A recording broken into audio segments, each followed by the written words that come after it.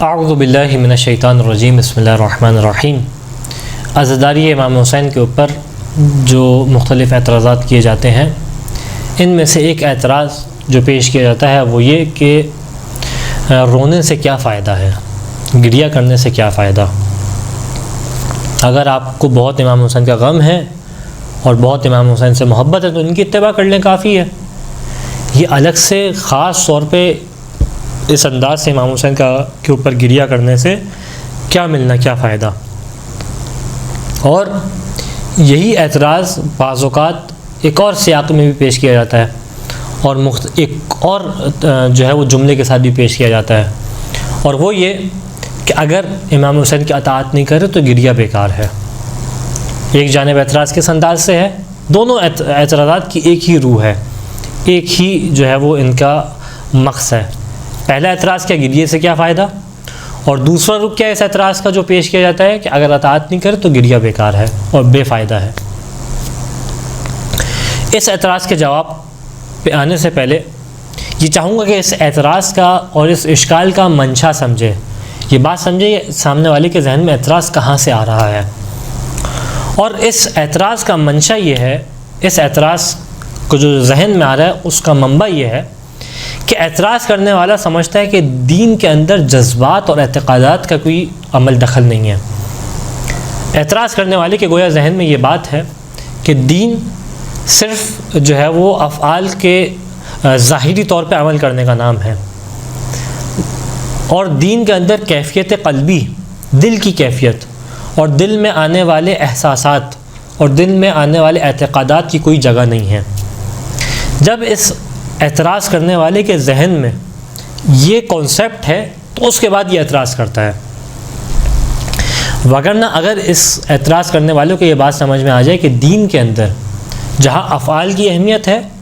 جہاں ظاہری طور پہ انجام دیے جانے والے افعال کی اہمیت ہے، وہیں دین کے اندر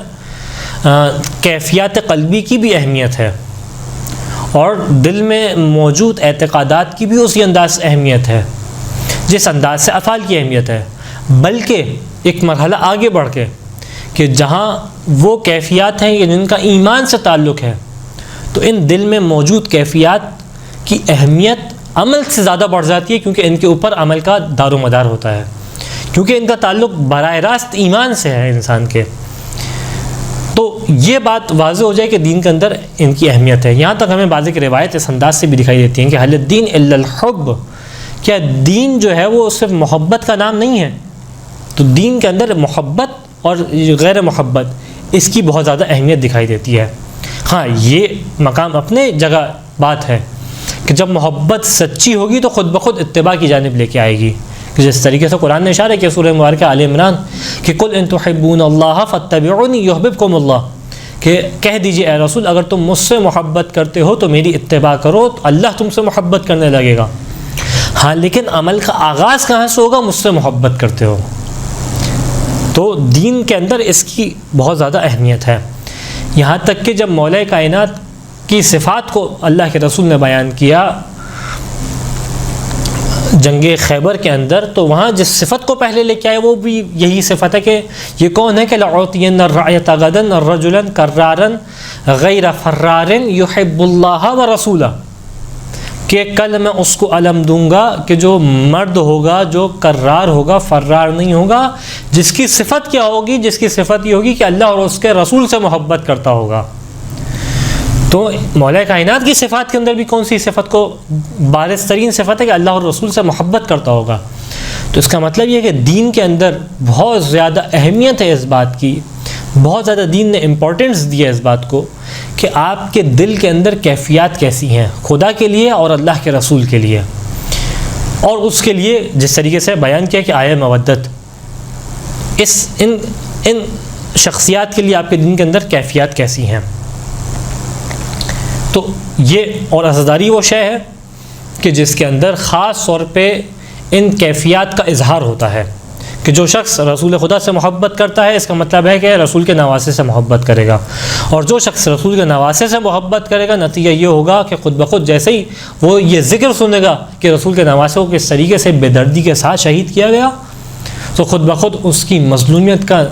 اور اس کے دل کی محبت کا نتیجہ یہ ہوگا کہ آنکھوں سے آنسو ٹپکنے لگیں گے. وَإِلَّا اس کے سامنے کتنے ایسے مظلوم ہیں جن کا ذکر پیش کیا جاتا ہے, آنکھوں میں اس طریقے سے آنسو نہیں آتے. اور بھی مظلوم موجود ہیں, لیکن خاص محبت ہے رسول سے, جس کا نتیجہ یہ ہے کہ اس کی آنکھوں سے آنسو آتے ہیں. اس کے بعد اگر کہا جائے کہ فائدے کیا ہیں, تو خود فائدے کے لیے بات کافی ہے کہ یہ جو گریہ کرنا ہے بنیادی طور پہ اللہ کے رسول کی بارگاہ میں پرسے کو پیش کرنا ہے. یعنی جب آپ امام حسین کے اوپر گریہ کرتے ہیں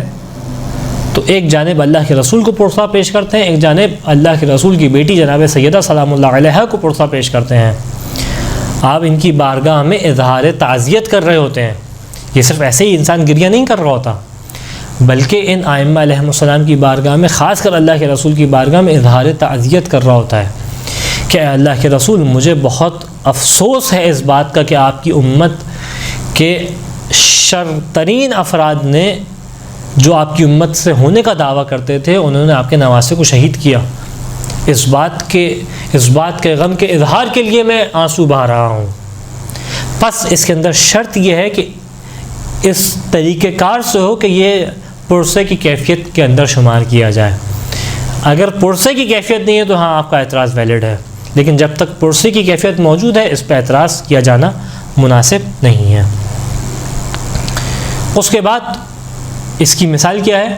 اس کی مثال ایسی ہے کہ جس طریقے سے آپ کے پڑوس میں کسی کا انتقال ہو جائے, آپ جائیں وہاں پہ اس کو پرسہ پیش کریں, اس کو تعزیت کریں, اور تعزیت پیش کرتے ہوئے آپ کی آنکھوں سے آنسو آ جائیں, تو وہاں پہ کوئی آ کے شخص موجود سوال کرے کہ بھائی رو کیوں رہے ہو, مرنے والا مر گیا, چلا گیا, تو عقلاء اس کی مذمت کریں گے, کہیں گے تمہارے اندر کیا انسانیت کا دل موجود نہیں ہے, کہ تمہیں احساس نہیں ہے کہ سامنے والے کو اس وقت تعزیت اور پرسہ پیش کیا جا رہا ہے. اور پرسہ پیش کرنے کا طریقہ کار یہ ہوتا ہے کہ انسان جو ہے وہ گریہ کرے. اس کے بعد ایک اور اہم ترین فائدہ جو روایات کے اندر دکھائی دیتا ہے وہ یہ کہ یہ گریہ کرنا خدا کی بارگاہ میں انتہائی تقرب کا مقام رکھتا ہے, اور خدا ہے جو اس گریہ کرنے والے کے گناہوں کو معاف کر رہا ہوتا ہے اور اس کے اوپر جنت کو واجب قرار دے رہا ہوتا ہے. کس انداز میں روایت ہے؟ چھٹے امام صادق علیہ السلام سے, جو اپنے راوی ابو ہارون کو بیان کر رہے ہیں. ابو ہارون مقفوف اور کامل الزیارت نے اس روایت کو نقل کیا کہ من انشد فی الحسین شعرا فبقا وابقا عشرہ کتبت لہ الجنہ, کہ جو امام حسین کے اوپر شعر کو پڑھے, اشعار کو پڑھے, اور نتیجہ کیا ہو خود بھی گریہ کرے اور 10 لوگوں کو گریہ کرائے, تو خدا اس کے اوپر جنت کو قرار دے گا. پھر بیان کیا من انشد فی الحسین شعرا فبقا وابقا خمسہ, جو امام حسین کے اوپر گریہ کرے, شعر کو لکھے, اور شعر کو لکھنے کے نتیجے میں خود گریہ کرے اور 5 لوگوں کو گریہ کرائے. پہلے 10 کہا, 10 نہیں ہے 5 کو تم گریہ کرا لو, کتبت لہ الجنہ, جنت واجب ہو جائے گی. پھر بیان کیا من انشد فی الحسین شعرا فبقا وابقا واحدا, تم 5 کو گریہ نہیں کرا سکتے, 10 کو نہیں کرا سکتے, 1 کو گریہ کرا دو, نتیجہ کیا ہوگا کتبت لہما الجنہ, شعر پڑھنے والے کے لیے بھی جنت واجب ہے, سننے والے کے لیے بھی جنت واجب ہے. یہاں تک بیان کرتے ہیں کہ من ذکر الحسین عندہ, اگر تم اشعار نہیں کہہ سکتے اور تمہارے سامنے امام حسین کا ذکر ہو رہا ہے, فخرج من عینہ من الدموع مقدار جناح ذباب, اور نتیجہ ہو کہ گریے کہ جب اس کے سامنے امام حسین کا ذکر ہو آنکھوں سے مکھی کے پر کے برابر بھی آنسو آ جائیں,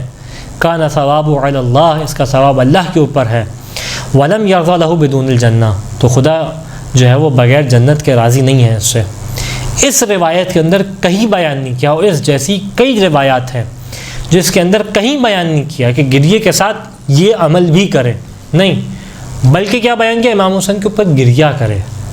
بس یہ گریہ کافی ہے امام حسین کے اوپر. جہاں تمہارے اندر یہ گریہ موجود ہے امام حسین کے, تمہارے لیے ثواب لکھا جا رہا ہے, لکھا جائے گا, اور جنت تمہارے اوپر واجب ہوگی. تو جس طریقے سے روایات نے بیان کیا اس طریقے سے اگر انسان ان روایات پہ عمل کرے تو امام حسین کے اوپر گریہ کرنا ایسا طریقے سے ثواب رکھتا ہے. پھر چوتھا فائدہ کیا کہ خود اس گریہ کرنا اجر رسالت کا سبب بنتا ہے, کہ اجر رسالت کے اعتبار سے انسان گریہ کر رہا ہے, اور جو ہے وہ اجر رسالت یہ ہے کہ مودت قربہ کو اختیار کیا جائے, اور مودت قربہ کا تقاضا یہ ہے کہ آل رسول کے غم میں غمگین ہوا جائے. اور اس کے بعد اہم ترین فائدہ اور وہ یہ کہ یہ تعاسی ہے انبیاء علیہ السلام کی، یعنی جس طریقے سے انبیاء نے امام حسین کے اوپر گریہ کیا، یہ تعاسی ہے، یہ پیروی ہے ان انبیاء کے افعال کی کہ جس طریقے سے جناب ابراہیم گریہ کر رہے ہیں، جناب آدم گریہ کر رہے ہیں، جناب نوح گریہ کر رہے ہیں، جناب یوسف اور تمام انبیاء گریہ کر رہے ہیں، ہم گریہ کر کے ان انبیاء کے فعل کی اقتداء کرتے ہیں، ان کی پیروی کرتے ہیں۔ اور یہاں تک کہ اپنے کسی عزیز کے اوپر گریہ کرنا صرف امام حسین کے لیے مختص نہیں ہے، بلکہ جناب یعقوب کے آپ کے قضیے کو دیکھ لیں کہ قال یا اسفا علی یوسف وابیضت عیناہ، سورہ مبارکہ یوسف آیت نمبر 84، کہ جب جناب یعقوب کو جناب یوسف کی خبر پہنچی تو کیا کہتے تھے؟ یا اسفا علی یوسف، ہائے یوسف، جس طریقے سے ہم ہائے حسین کہتے ہیں، جناب ہائے یوسف کہتے تھے۔ تو اگر گزرے ہوئے کے اوپر اور اپنے کسی عزیز کے اوپر اس طریقے سے ہائے کہنا اور بکا کرنا بدعت ہے اور جو ہے گمراہی ہے، تو جناب یعقوب کے اوپر اعتراض کریں جو کہ نبی خدا ہیں، تو یا آصف علی یوسف وابیضت عینا، اتنا گریہ کہ آنکھیں سفید ہو گئیں، ہم نے تو پھر بہت کم گریہ کیا ہے، اور حق ہے کہ امام حسین کے اوپر اس سے زیادہ گریہ کیا جائے کہ جناب یوسف کی آنکھیں سفید ہو گئیں، من الحزن فہو قدیم، کہ آنکھیں حزن سے سفید ہو گئی، بینائی چلی گئی، لیکن قرآن کہہ رہے کہ ہاں لیکن وہ یعقوب جو تھے وہ صبر کرنے والوں میں سے تھے، فہو قدیم، یعنی اس کے بعد بھی جناب یعقوب کو قرآن نے جو ہے وہ یہ نہیں کہا کہ یہ بے صبرے تھے اور بے صبری کے انداز سے گریہ کر رہے کہ نہیں، فہو قدیم، انتہائی کاظم اور صبر کرنے والے تھے، یعنی گریہ کرنا جو ہے وہ خود صبر کے خلاف اور مخالف نہیں ہے۔ اور یہیں سے ہمیں اس اعتراض کا جواب بھی مل جاتا ہے کہ جو کہتے ہیں کہ رونا بزدلی کی علامت ہے، اگر آپ کو کچھ کرنا ہے تو میدان عمل کے اندر آئے، رونا بزدلی کی علامت نہیں، رونا بزدلی کی علامت نہیں ہے۔ اگر بزدلی کی علامت ہوتا تو خود جناب یعقوب کے اوپر قرآن نہیں کہتا فہو قدیم۔ ہاں اگر یہ کہا جائے تو زیادہ بہتر ہوگا کہ جو رقاب رسول کے اندر گریہ کرے، جو میدان میں جا کے گریہ کرے، یہ بزدلی کی علامت ہے، یعنی میدان میں جا کے گریہ کرنا بزدلی کی علامت، رسول کے پہلو میں ہو کے موت سے گریہ کرنا یہ بزدلی کی علامت ہے۔ اس کے برخلاف گریہ کرتے ہوئے یہ جملہ کہنا یا لیتنی کنت معکم فافوز معکم، کہ اے کاش میں آپ کے ساتھ ہوتا تو آپ کے اوپر قربان ہوتا اور آپ کے ساتھ کامیاب ہو جاتا، تو اس انداز سے گریہ کرنا بزدلی کی علامت نہیں، عین شجاعت ہے کہ کاش میں آپ کے ساتھ ہوتا تو میں بھی اپنی جان کے نذرانے کو آپ کی خدمت میں پیش کرتا۔ خدا مند متعال سے دعا ہے کہ ہمیں بہترین انداز سے خلوص نیت کے ساتھ امام حسین کے اوپر گریہ کرنے کی توفیق عطا فرما۔ وآخر الدعوانا ان الحمد للہ رب العالمین۔